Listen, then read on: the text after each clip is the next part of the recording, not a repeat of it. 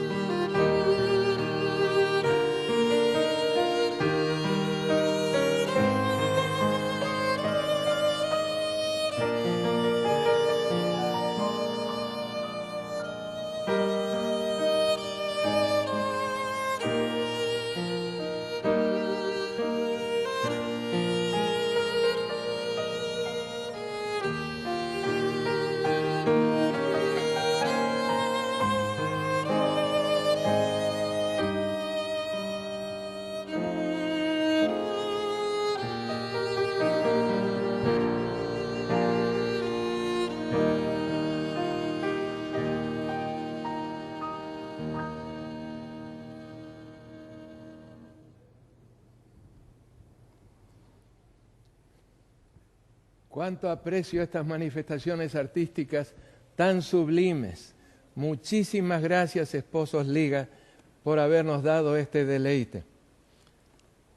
Hemos comenzado a estudiar, apreciados amigos, los disfraces del dragón, y en este sentido el capítulo 13 es básico. ¿Qué encontramos en el capítulo 13? Encontramos 3 símbolos básicos. El primero es una bestia marítima que tiene 7 cabezas y 10 cuernos. Ya la vimos en el capítulo 12, pero ahora ofrece características un poco distintas sin dejar de ser exactamente el mismo poder. Luego tenemos la bestia terrestre, con 2 cuernos semejantes a los de un cordero, que surge no del mar sino de la tierra y en poco tiempo se vincula con la primera.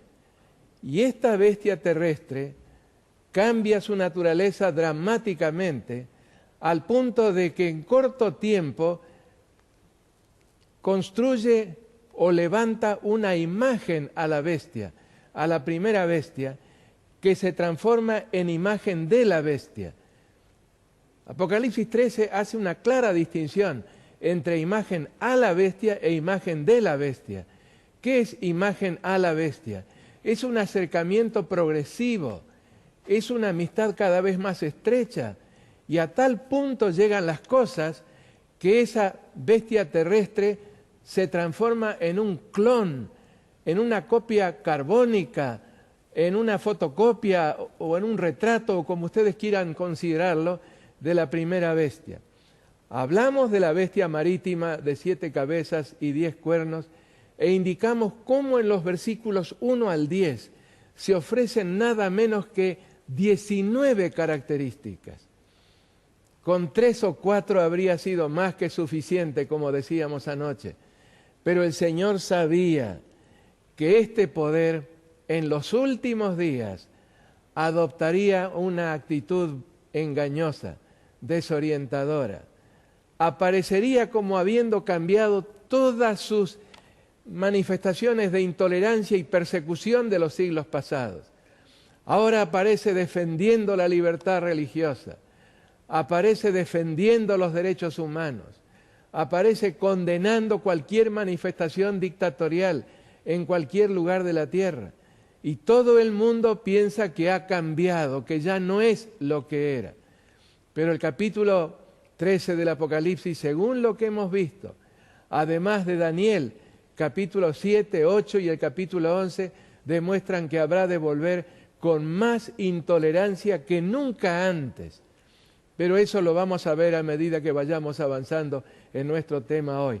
Así que recuerden, en el capítulo 13 está la bestia terrestre en los versos 1 al 10. Perdón, la bestia marina en los versos 1 al 10. Entonces la bestia terrestre en los versículos 11 al 14, aunque se proyecta también hasta el versículo 17. Y finalmente esa copia que se va a establecer en el territorio de la bestia terrestre de lo que fue y sigue siendo la bestia marítima. Dice el texto, estoy leyendo en Apocalipsis el capítulo 13, el versículo 11, y vamos a buscarlo en nuestras Biblias para seguir la lectura. Apocalipsis capítulo 13 y el verso 11. Después vi otra bestia que subía de la tierra y tenía 2 cuernos semejantes a los de un cordero, pero hablaba como dragón. Ese después indica que al tiempo en que la primera bestia recibiera su herida aparentemente mortal, lo que ocurrió en el año 1798, otro poder, nuevo, distinto de todos los anteriores, habría de hacer su aparición sobre el planeta. Versículo 12. Y ejerce toda la autoridad de la primera bestia en presencia de ella, y hace que la tierra y los moradores de ella adoren a la primera bestia cuya herida mortal fue sanada. Mencioné anoche que se hace un claro distingo entre el pueblo de Dios, aquellos cuyos nombres están registrados en el libro de la vida por haber aceptado las provisiones del cielo para la salvación, y los moradores de la tierra que no tienen ningún otro futuro que el futuro de este planeta. Es decir, no hay esperanza, absolutamente ninguna esperanza fuera del plan de salvación que Dios nos ofrece. Vamos al versículo 13, que nos sorprende. También hace grandes señales. La palabra semeia que aparece aquí en griego es referencia a señales de carácter sobrenatural. hace grandes señales, de tal manera que aún hace descender fuego del cielo a la tierra delante de los hombres. Evidentemente una falsificación de lo que ocurrió en el día de Pentecostés, en el año 31, cuando el Espíritu Santo descendió sobre los discípulos. Y el verso 14, y engaña a los moradores de la tierra con las señales que se le ha permitido hacer en presencia de la bestia, mandando a los moradores de la tierra que le hagan imagen a la bestia que tiene la herida de espada y que vivió. Y voy a seguir también con el versículo 15, y se le permitió infundir aliento a la imagen de la bestia para que la imagen hablase e hiciese matar a todo el que no la adorase. Y hacía que a todos, pequeños y grandes, ricos y pobres, libres y esclavos, se les pusiese una marca en la mano derecha o en la frente, y que ninguno pudiese comprar ni vender, sino el que tuviese la marca o el nombre de la bestia o el número de su nombre. Aquí está la descripción bíblica de este poder, de este nuevo disfraz que habría de ostentar o utilizar el dragón. Hay 8 características que aparecen nítidamente de estos versículos, no 19 como en el caso de la primera bestia, de la bestia marítima, sino 8 características distintivas. Vamos a verlas brevemente. Primera, después, es decir, alrededor del año 1798, vi otra bestia que subía de la tierra. Interesante el verbo griego para subir, es anabaino. ¿Y qué quiere decir anabaino? Bueno, subir, pero es subir o crecer como crecen los vegetales, es decir, silenciosa e imperceptiblemente. Usted puede conseguirse el mejor estetoscopio del mundo y colocarle allí al másigo de lechuga el otro extremo del estetoscopio para ver si ocurre algún sonido, algún ruido en el crecimiento de las lechugas.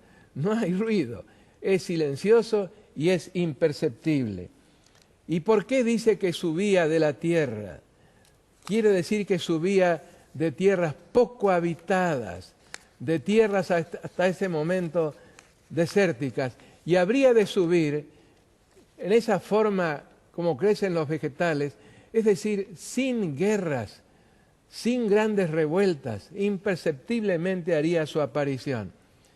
Pero hay una segunda característica que queremos destacar. Dice la segunda característica, tenía 2 cuernos semejantes a los de un cordero. Cordero, ¿qué significa cordero? Pues nos habla de juventud, nos habla de inocencia. 2 cuernos, la fuente de su poder. ¿Qué quiere decir esto de la fuente de su poder? Que no se trata de poderes perseguidores, no son cuernos como de dragón, muy por el contrario, son símbolos de libertad. ¿Y cuáles son las 2 libertades básicas? La libertad política y la libertad religiosa. A la libertad política le damos el nombre de democracia, sistema republicano, y a la libertad religiosa, propia del protestantismo, la vemos como protestantismo, es decir, republicanismo y protestantismo, precisamente lo opuesto de la intolerancia y la tiranía del primer poder. Y ahora pasamos a la tercera característica. Bueno, la lámina que ustedes están viendo ilustra esto de los cuernos como de cordero, libertad política y libertad religiosa. Habría de ser un poder pacífico que habría de surgir en una tierra nueva, preservada por Dios. Cordero, dijimos recién, símbolo de juventud e inocencia, y los 2 cuernos, las 2 libertades. Pero queremos avanzar a la tercera característica. Habría de experimentar un cambio dramático, notabilísimo, al punto de hablar como dragón. Es que el mismo dragón escarlata del capítulo 12, después de haberse disfrazado como una bestia leopardina, ahora hace su aparición en la tierra disfrazándose de un cordero, pero un cordero que habría de ver su naturaleza completamente metamorfoseada. Le quedaría solamente la apariencia de cordero. No hay sistema humano alguno que Satanás no pueda infiltrar. Y si hubo un sistema que surgió con las mayores garantías de mantenerse íntegro en sus principios de libertad religiosa y libertad política, fue precisamente la tierra representada por este símbolo, el símbolo de la bestia terrestre. Una asombrosa transformación habría de experimentar de bestia pacífica a un dragón inmisericordia. Vamos a pasar ahora a la cuarta característica. Llegaría a ejercer, nos dice el versículo 12, toda la autoridad de la primera bestia en presencia de ella. ¿Qué significa esto en presencia de ella? Bueno, no es otra cosa que la unión de Iglesia y Estado, lo que siempre resulta en intolerancia y persecución. Una reedición de lo ocurrido durante el tiempo en que la primera bestia tuvo la autoridad plena, es decir, las persecuciones de los 1260 años, con la autoridad de la primera bestia, es decir, consiguiéndola del Estado. Pero hay otra pregunta que necesitamos contestar. ¿Qué significa en presencia de ella? Pues con la plena aprobación, es decir, imitando sus métodos, sus móviles, sus objetivos, demostrando su mismo espíritu. Claro, no llegaría de golpe, en forma simultánea, llevaría su tiempo. No sería algo súbito, sino que sería el resultado de un proceso de acercamiento progresivo, paulatino, de imitación progresiva de la bestia, la agencia a la cual trabaja o trabajaba y obra el dragón. La apariencia de cordero tal vez continuará, pero ya sin su inocencia y su juventud, sin sus dos cuernos. La constitución de este país habrá de experimentar una gran modificación, un gran cambio. Parece imposible que algo así ocurra. Esa constitución que data de 1787 y que experimentó varias reformas pequeñas en lo que atañe al texto, pero muy importantes en lo que atañe a las libertades, habrá de llegar a reflejar las características propias del dragón, no ya del cordero que fue originalmente. Vamos a pasar a la quinta de estas 8 características. ¿Qué nos dice la quinta característica? Que la bestia terrestre habrá de ser el instrumento de grandes señales, engañando a los moradores de la tierra con las señales que se le ha permitido hacer en presencia de la bestia. Para que esto pudiera ocurrir, y ya mencioné que esa palabra señal en el original significa señales de carácter sobrenatural. Para que esto pudiera ocurrir, este poder deberá haberse transformado previamente en una única superpotencia mundial. De lo contrario, no podría extender y hacer a que toda la tierra se admirara, se desorientara, pensando que estas señales proceden de Dios. Si lo pensamos bien, Estados Unidos surgió a la existencia en el año 1776. En 1787 redactó su Constitución.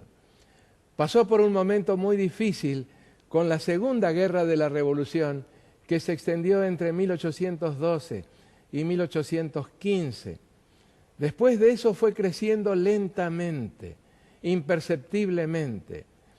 Por primera vez alguien se atrevió a decir que llegaría a ser una superpotencia mundial única en mayo del año 1851. Y fue en una revista que explicaba Apocalipsis capítulo 13, una revista publicada por la Iglesia Adventista del Séptimo Día. Estados Unidos, que en ese tiempo no tenía absolutamente ninguna posibilidad, por lo menos aparente, de llegar a ser única superpotencia mundial, fue identificada en la profecía como que llegaría realmente a esa posición de predominio y prestigio en el mundo. Bueno, vino después la terrible Guerra de la Secesión, 1861 a 1865. Y Estados Unidos perdió 650.000 hombres en esa guerra fratricida. Parecía imposible, más que antes todavía, que llegara alguna vez a figurar en importancia en el cuadro de las naciones. Pero comenzaron a llegar inmigrantes de Europa. Llegaron no menos de 9 millones de inmigrantes desde Europa. Y Estados Unidos comenzó a crecer. Vino en 1898 la guerra hispanoamericana. Estados Unidos tuvo alguna participación allí. Vino después la Primera Guerra Mundial. Estados Unidos participó en la última parte de esa terrible conflagración y alcanzó algún prestigio. Pero en 1933, menciono este dato porque fue el momento cuando Adolfo Hitler tomó el poder en Alemania. El ejército de Estados Unidos ocupaba el lugar número 16 en el mundo. Otras naciones como Portugal, como Polonia, tenían mucho más ejército que el que tenía Estados Unidos. Vino la Segunda Guerra Mundial y en esa guerra Estados Unidos se vio forzado a entrar en la contienda aquel 7 de diciembre de 1941 y tal vez ustedes recuerdan lo que ocurrió en Pearl Harbor y el grito de batalla que se escuchó de Tora, Tora. Bueno, esa guerra le dio enorme prestigio. Pero entonces vino la Guerra de Corea, en el año 1951 a 1953. No fue una victoria para Estados Unidos. En el mejor de los casos fue un empate. Después vino la Guerra de Vietnam, que terminó en una derrota, y a todas estas parecía que el cumplimiento de las profecías, como se había adelantado, jamás podría ocurrir. La nación que sí estaba destacándose en una forma notable, en lo que se dio en llamar la era de Brezhnev, de Leonid Brezhnev, fue Rusia. Y todo el mundo pensaba que Rusia habría de ser el poder que llegaría a dominar. Pero Brezhnev murió en 1982 y muy rápidamente Rusia fue perdiendo. La Unión de las Repúblicas Soviéticos Socialistas fue perdiendo todo prestigio hasta que finalmente en el año 1991 se desintegró la Unión Soviética.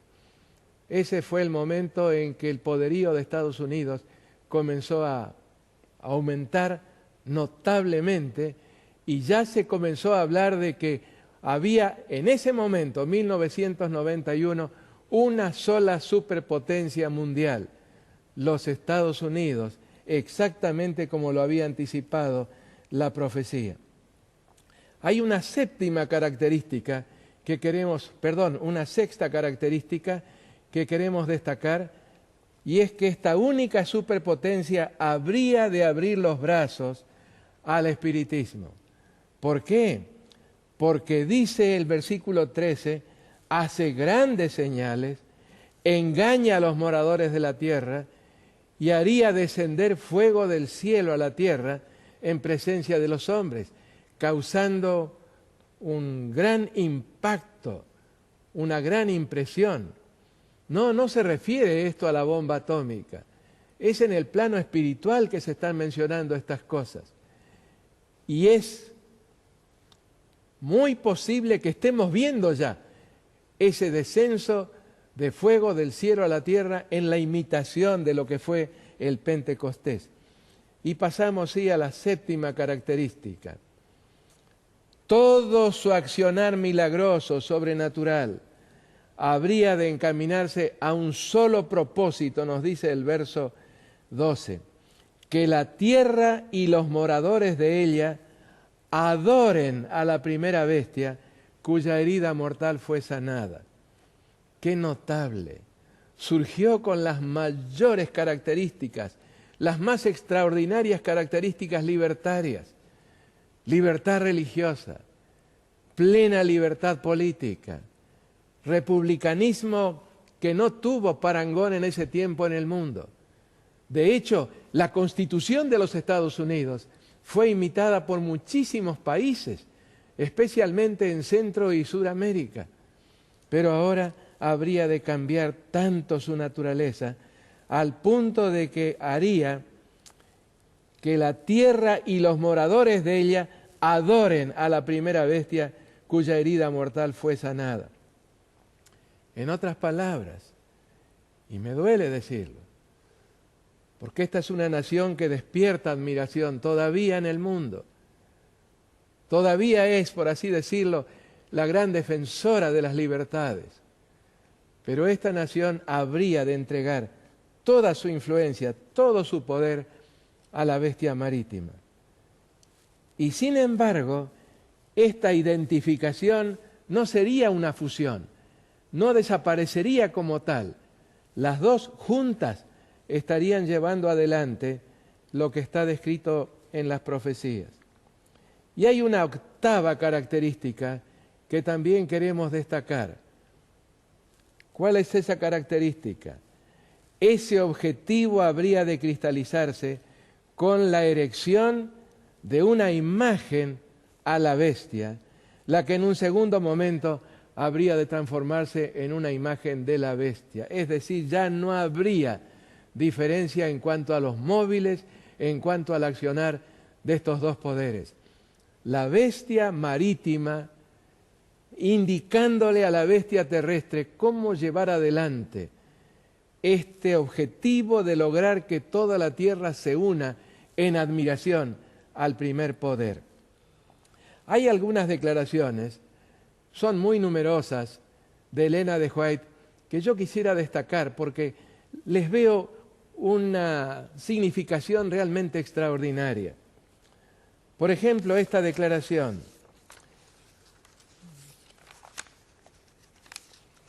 los Estados Unidos de Norteamérica son el poder representado por la bestia de dos cuernos semejantes a los de un cordero.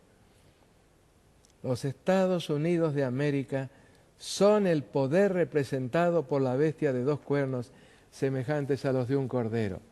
¿Dónde está esta declaración? Como muchas otras similares. En el Conflicto de los Siglos, la página 636. Ahora, en el mismo libro, en la página 493, una nación y solo una responde a los datos y rasgos característicos de esta profecía. No hay duda de que se trata aquí de los Estados Unidos de Norteamérica. Todavía no, pero está en proceso de cumplimiento. Otra declaración de la misma pluma, en Joyas de los Testimonios, el volumen 2, la página 151. Nuestra nación, y está hablando por supuesto de los Estados Unidos, se separará completamente de la justicia. Parece imposible que algo así pudiera ocurrir. Pero lo que ocurrió, el 9/11, como se lo da en llamar, hizo que muchos ciudadanos de Estados Unidos, por no decir toda la nación, se manifestara dispuesta a renunciar a ciertos derechos con tal de garantizar la seguridad de la nación. Leo ahora en el mismo libro las páginas 318 y 319. Cuando nuestra nación, es Elena de White la que escribe, abjure de tal manera los principios de su gobierno. ¿Qué es abjurar? Es renunciar a los principios de su gobierno. Una más que se encuentra en la Review and Herald del 18 de diciembre de 1888, que reza lo siguiente: cuando nuestra nación, los Estados Unidos, en su concilio legislativo, esto es en el Congreso, sancione leyes que aten las conciencias de los hombres con respecto a sus privilegios religiosos, y sigue la declaración. La señal va a estar dada por un acto legislativo. El Congreso de los Estados Unidos habrá de sancionar leyes totalmente contrarias a la Constitución. Por eso, previamente habrá tenido que cambiarse, modificarse esa constitución. Y una declaración más. Esta fue escrita en el año 1891. Los gobernantes del país se alistarán del lado del hombre de pecado. Es entonces cuando la medida de su culpabilidad es colmada. La apostasía nacional es la señal de la ruina nacional. ¿No nos golpea realmente el corazón esta declaración? En los registros del cielo, esa decisión del Congreso de este país de imponer leyes que limiten las libertades, es más, que hagan posible la intolerancia y hasta la persecución, en los registros del cielo, en esos infalibles registros del cielo, se va a escribir apostasía nacional. Y el resultado de la apostasía nacional será la ruina de la nación. Y no es la única declaración en este sentido. Hay por lo menos dos más que señalan exactamente lo mismo. Bueno, estamos en condiciones de resumir esas 8 características que ya analizamos hace un momento. ¿Cuáles son estas 8 en su expresión más sintética? En primer lugar, un animal terrestre, porque dice el verso 13, otra bestia que subía de la tierra. En segundo lugar, habría de ser un símbolo, un animal bicornio, que tenía 2 cuernos semejantes a los de un cordero. Versículo 11. Habría de experimentar un cambio dramático, al punto de llegar a hablar como el dragón, es decir, totalmente infiltrada, dominada, inspirada por el dragón. Número 4, llegará a ejercer toda la autoridad de la primera bestia en presencia de ella. En presencia de ella quiere decir siguiendo sus instrucciones, con su aprobación, con la misma inspiración. Número 5, la bestia terrestre habrá de ser el instrumento de grandes señales, engañando a los moradores de la tierra con las señales que se le ha permitido hacer en presencia de la bestia. En presencia de la bestia, otra vez, es decir, con su plena aprobación. Número 7, abrirá los brazos al espiritismo. ¿Será que esto se está dando ya? Sí, y muy notoriamente. Hay movimientos que pretenden ser dirigidos por el Espíritu Santo, cuando en realidad los resultados, las manifestaciones, son muy distintas de ese fruto del Espíritu Santo que está mencionado en Gálatas, el capítulo 5, con palabras que son sumamente hermosas e inspiradoras. Gálatas, en el capítulo 5, leemos no solamente los frutos de la carne, sino el fruto del Espíritu. Y esto es lo que dice el pasaje en el capítulo 5. Aquí está. Versículos 22 y 23. Mas el fruto del Espíritu es amor, gozo, paz, paciencia, benignidad, bondad, fe, mansedumbre, templanza. Contra tales cosas no hay ley. En otras palabras, en plena y total armonía con la ley de Dios. No solamente con la mayoría de sus mandamientos, sino con todos. Porque precisamente esa legislación a la cual estábamos haciendo referencia será una legislación que tenderá a imponer un día de reposo que no es el día de reposo que Dios escogió. En contraposición, en violación con lo que dice con tanta claridad el 4º mandamiento. Otra característica, todo su accionar milagroso, sobrenatural, va a encaminarse hacia un solo propósito: forzar la adoración mundial de la primera bestia. Y por último, la erección. de la imagen de la bestia. Hay otra cita que quiero compartirles, que está en la página 177 del hermosísimo libro, la hermosísima recopilación de declaraciones proféticas y escatológicas de Elena de White, Maranatha, la página 177. Esta es la cita de los 4 cuándos. Cuando la tierra que el Señor proveyó como asilo para sus hijos, a fin de que pudieran adorarlo de acuerdo con los dictados de su conciencia. Esto es muy claro, profética e históricamente. Cuando la tierra que el Señor proveyó como asilo para sus hijos a fin de que pudieran adorarlo, de acuerdo con los dictados de su conciencia. Cuando la tierra sobre la cual durante largos años ha estado extendido el escudo de la omnipotencia, una tierra protegida, bendecida especialmente por Dios, por ser una tierra que habría de abrir sus puertas a todos aquellos que estuvieran sufriendo intolerancia y persecución en otros lugares. El tercer cuándo, cuando la tierra que Dios ha favorecido haciéndola depositaria de la pura religión de Cristo, por muchos años y todavía en buena medida, es depositaria de la pura religión de Cristo.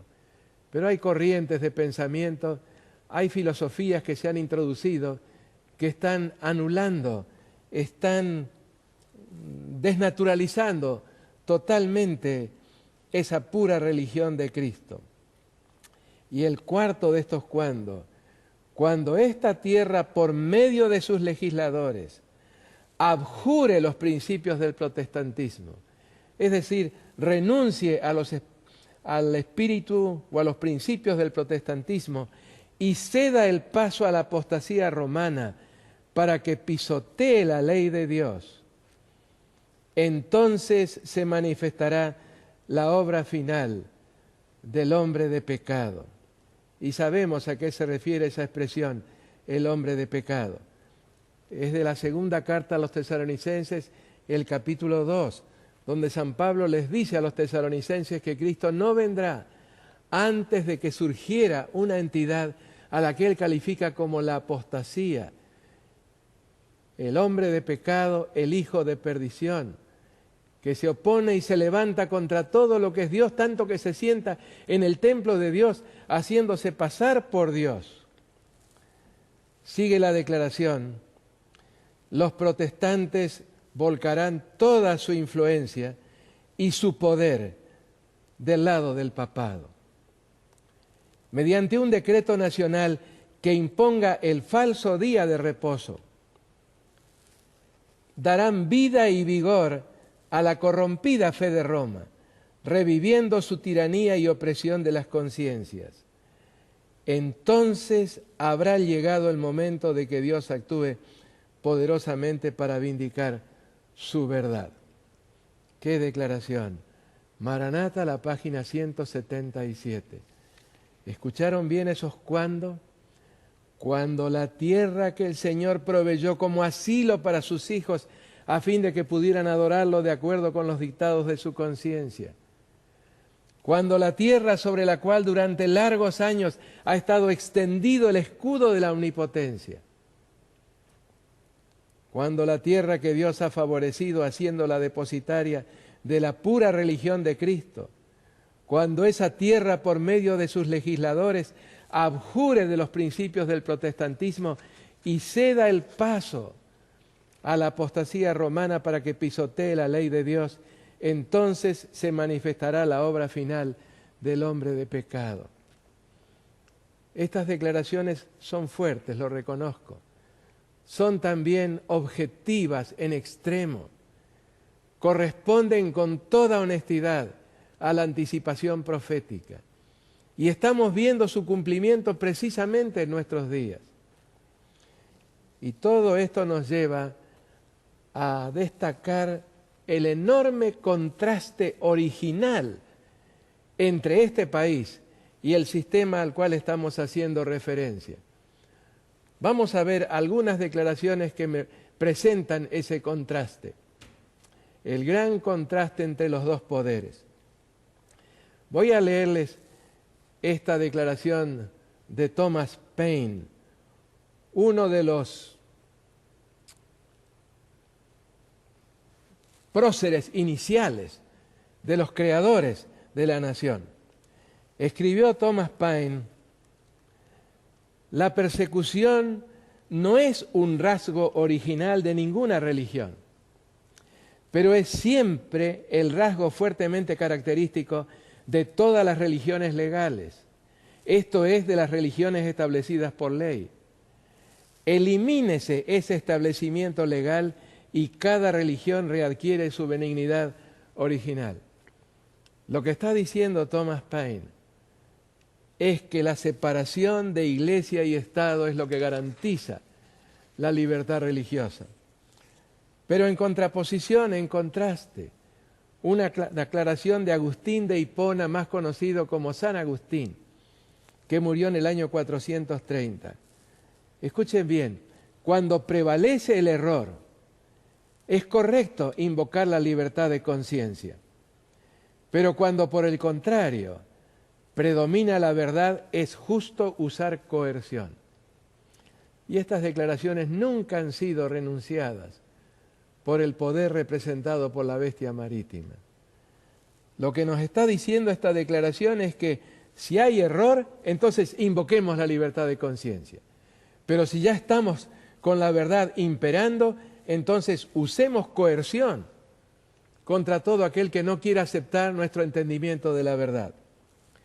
Henry Clay, otro de los grandes patriotas, escribió en 1818: todas las religiones unidas al gobierno son más o menos hostiles a la libertad.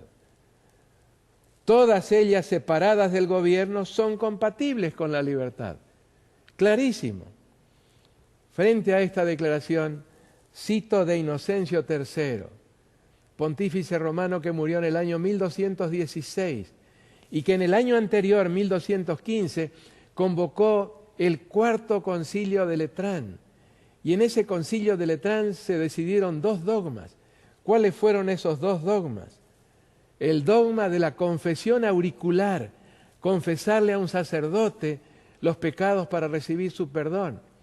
Y el otro dogma, el de la transubstanciación, que nos dice que el poder del sacerdote es tan grande que en el momento de pronunciar ciertas palabras sobre un pedazo de materia, es decir, sobre la hostia, se transforma automáticamente en el cuerpo de Cristo.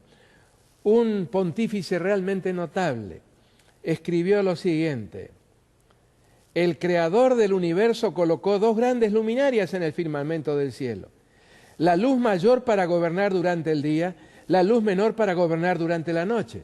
¿Estamos de acuerdo? Sigue.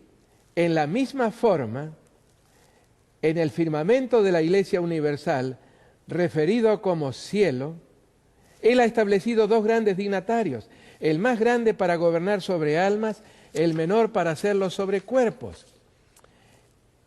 Estas dignidades son la autoridad pontificia y el poder real. Y así como la luna deriva su luz del sol, y es en verdad inferior al sol, tanto en tamaño como en calidad, en posición tanto como en efecto, en la misma forma el poder real deriva su dignidad de la autoridad pontificia. Captamos el significado. Vuelvo a decir, estas declaraciones nunca han sido abolidas.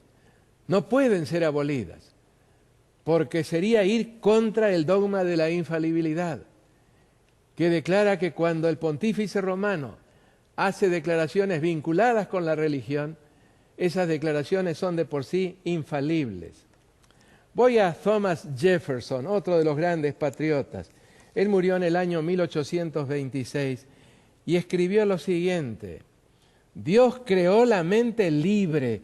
Todo intento de influir sobre ella por medio de castigos o cargas temporales o por incapacitaciones civiles tiende no solamente a generar hábitos de hipocresía y maldad, sino que es también una negación del plan del santo autor de nuestra religión. Dios creó la mente libre. No se puede influir sobre ella con castigos o con amenazas de tipo civil. Frente a esta declaración, citamos del pontífice romano que estableció el Tribunal de la Inquisición. El Estado debe buscar cuidadosamente a los herejes en sus habitaciones, chozas, bosques y aún en sus refugios subterráneos. ¿Y cómo sigue? Y eliminarlos por completo. ¡Qué contradicción! Uno más, voy a James Madison. Mientras que afirmamos para nosotros la libertad de abrazar, profesar y observar la religión que creemos ser de origen divino, no podemos negar una libertad igual para aquellos cuyas mentes todavía no han cedido a la evidencia que nos ha convencido a nosotros. La religión o la manera de practicarla solo pueden ser dirigidas por la razón y la convicción, no por la fuerza o la violencia. Si la fe es una relación personal entre el hombre y Dios, el César no tiene más derecho de tolerar vuestra fe que de tolerar vuestra respiración. Si el Estado realmente cree que la fe del hombre debe estar fundada sobre su convicción personal, sin coerción alguna, el Estado se mantendrá alejado de los asuntos religiosos. Muy cierto, muy de acuerdo con los principios del Evangelio. Pero ahora cito de Bonifacio VIII, pontífice romano de la primera parte del siglo XIV. Él se refirió a las 2 espadas que Jesús, o que San Pedro mencionó cuando Jesús les dijo: si antes yo les di la indicación de que podían ir a llevar el Evangelio sin llevar alforja, ni llevar manto, ni cosa que se parezca, ahora les recomiendo que lleven una espada. Y San Pedro entendió mal lo que Jesús estaba diciendo. Hizo un rápido recuento y le dijo: tenemos 2 espadas. Y Jesús le dijo: basta. Había entendido mal, y es evidente que Pedro se guardó una, porque la usó en ocasión del apresamiento de Jesús. Y Jesús no lo felicitó por haber usado la espada. Le dijo con toda claridad: guarda esa espada en su lugar, porque al que a espada mata, seguramente morirá también a espada. Aquí está lo que escribió Bonifacio VIII acerca de las 2 espadas.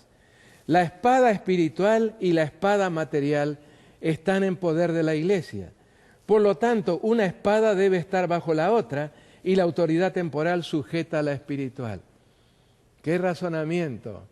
¡Qué exégesis de un pasaje tan claro como el registrado por San Lucas!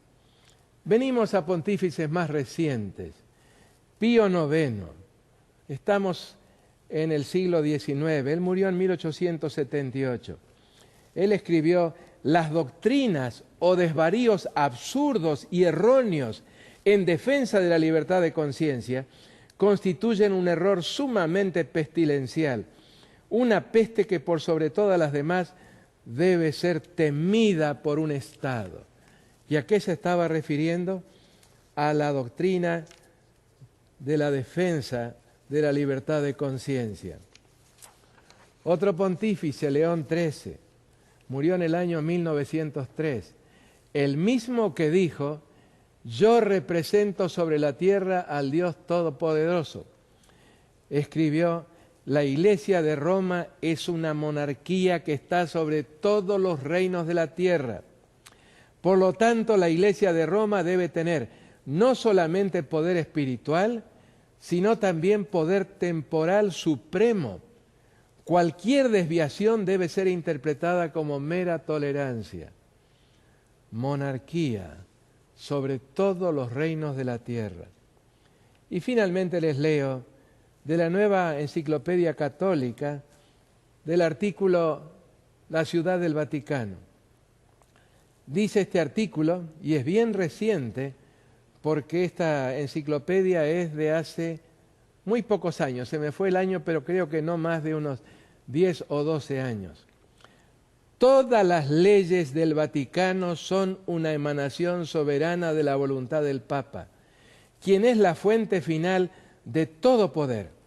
Solamente el Papa tiene la plenitud de los poderes legislativo, ejecutivo y judicial, y representa a la Ciudad del Vaticano en las relaciones internacionales. Qué tremenda declaración. ¿Hasta qué punto llegan estas declaraciones tan contrarias a las de la nación que estamos estudiando, representada por la potencia que habría de surgir de la tierra? Y para meditar les doy estas poquísimas informaciones. 30% de los miembros del Congreso de los Estados Unidos son católicos romanos, es decir, representan una sola religión. 50% son protestantes pero no están unidos. Ahora, lo que llama más la atención es que los 6 miembros de la Suprema Corte de Justicia son católicos, incluyendo al presidente de la misma. Queda uno solo que tampoco es protestante.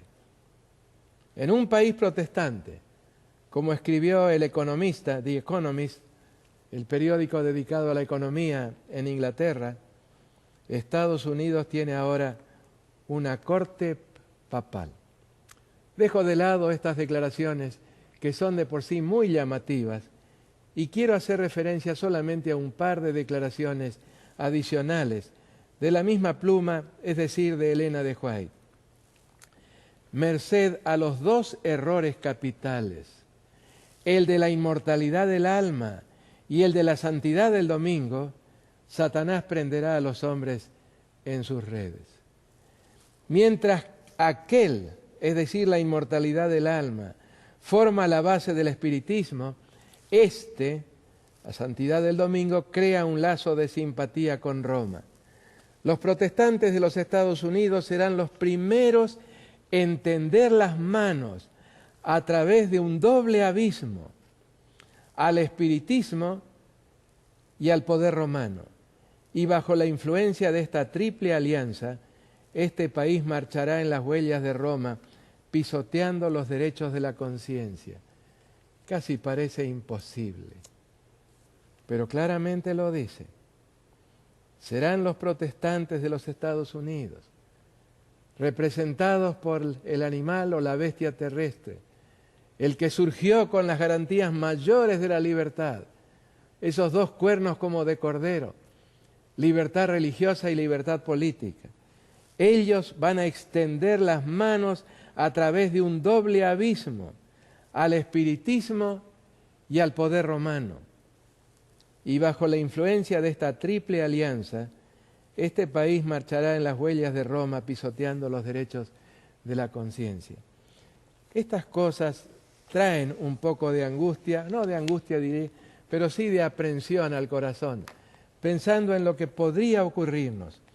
Yo los llevo, hermanos, a algún pasaje de los Salmos que nos trae mucho consuelo y mucha certeza. ¿Recuerdan el Salmo 46? Dios es nuestro amparo y fortaleza, nuestro pronto auxilio en las tribulaciones. Por tanto, no temeremos, aunque la tierra sea removida y se traspasen los montes al corazón del mar, aunque bramen y se turben sus aguas y tiemblen los montes a causa de su braveza. ¡Qué certeza hermosa! Dios es nuestro amparo y fortaleza. Estamos avanzando hacia un tiempo en que el derecho de las minorías no será respetado, en que cada vez se cercenará más la libertad religiosa y la libertad política. De hecho, hemos leído en Apocalipsis 13 que se impedirá que hasta se realice la más mínima actividad económica a menos que se tenga una cierta marca religiosa, impuesta, por supuesto, por la fuerza. En el Salmo 37 les leo otras declaraciones que son muy hermosas. Por ejemplo, esta, en el versículo 3, confía en Dios y haz el bien, y habitarás en la tierra y te apacentarás de la verdad. Deleítate a sí mismo en Jehová y Él te concederá las peticiones de tu corazón. Miren qué hermoso el versículo que sigue. Encomienda a Jehová tu camino y confía en Él, y Él hará.